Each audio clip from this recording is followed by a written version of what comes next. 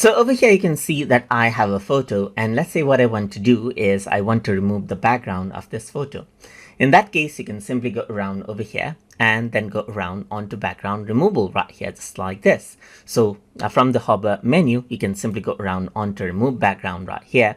Then AI will actually analyze out the background right here, and then will simply remove it, as you can see right here, just like this. So now let's say, for example, you bring in another image over here. So let's just go around onto stock right here and add in another image right here. Let's say, for example, I'm going to go around and bring in this image, which does not really have a background, but it's not transparent. So if you want to remove the background, simply go ahead and repeat the same step.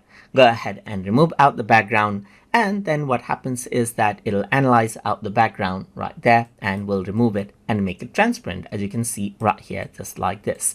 And that is how you can go ahead and then remove out the background of pictures in Google Vids easily. So I hope you guys learned something as always. And as always, please like, comment, share, and subscribe.